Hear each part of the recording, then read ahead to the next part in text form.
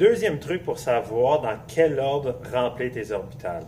La règle avec les Klekowski, c'est bien beau, mais je vais vous avouer que j'ai jamais vu personne l'utiliser sur les évaluations parce qu'il y a d'autres trucs alternatifs qui peuvent vous aider à connaître l'ordre dans lequel remplir les électrons dans les différents orbitales. Le truc le plus souvent que j'ai vu, et lorsque je surveillais des examens de chimie première année, tu vois tout le monde tourner leur copie au verso de la copie, tout de suite écrire ce petit truc-là pour savoir dans quel ordre remplir les orbitales. Tu fais une espèce de liste avec les différents niveaux énergétiques. Donc, on va commencer avec un S, ensuite on va aller avec 2S et 2P, parce que dans le deuxième niveau, on a deux sous-couches. Donc, ça revient ici. Je commence avec un S, ensuite 2S, 2P. Ensuite, je vais écrire 3S, 3P, 3D. 3S, 3P, 3D. Et je continue ainsi de suite avec le niveau 4, 4S, 4P, 4D, 4F. Donc, on se souvient que quand n est égal à 4, L peut prendre 0, 1, 2, 3. Donc, c'est pour ça que j'ai 3 sous-couches. Ensuite, 5S, 5P, 5D, 5F. Et ici, normalement, j'aurais un 5G, mais j'en aurais pas besoin. Tu peux le mettre si ça t'intéresse, mais c'est juste que tu ne l'utiliseras pas. Ensuite, 6S, 6P, 6D. Encore une fois, je pourrais mettre le 6F, le 6G et le 6H, mais tu ne l'utiliseras pas.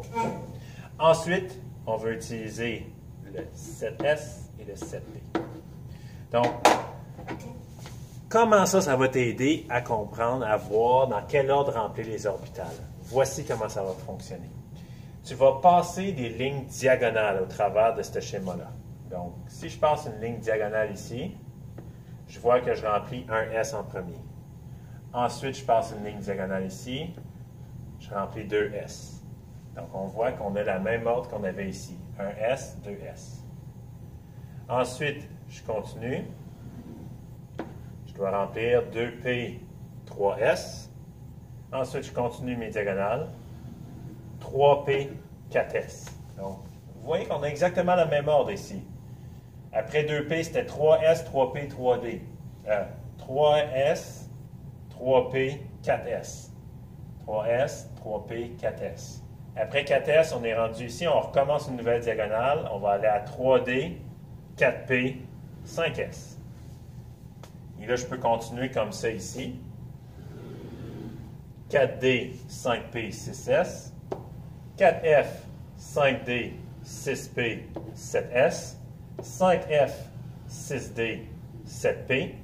Et normalement, on arrête ici. Pas parce que le reste n'est pas possible, c'est juste que ça n'existe pas présentement sur la planète Terre.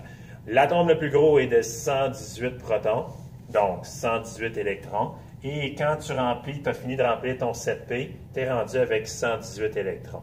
Donc, c'est pour ça qu'on n'a pas développé plus loin. Donc, ça, maintenant, tu as l'ordre pour remplir les électrons. Et il ne faut pas que tu oublies les trucs de base. C'est-à-dire que dans un orbital S, parce qu'on a une boîte, on peut placer 2 électrons. Dans un orbital P, parce que c'est une boîte qui en contient 3, on peut placer 6 électrons. Dans une orbitale D, on peut placer 10 électrons. Et dans une orbitale F, on peut placer jusqu'à 14 électrons. Donc ça revient de nos boîtes en haut ici. Donc nos différentes sous-couches et nos différentes orientations à l'intérieur d'une sous-couche nous disaient le nombre de boîtes et ça nous dit le montant d'électrons qu'on peut mettre.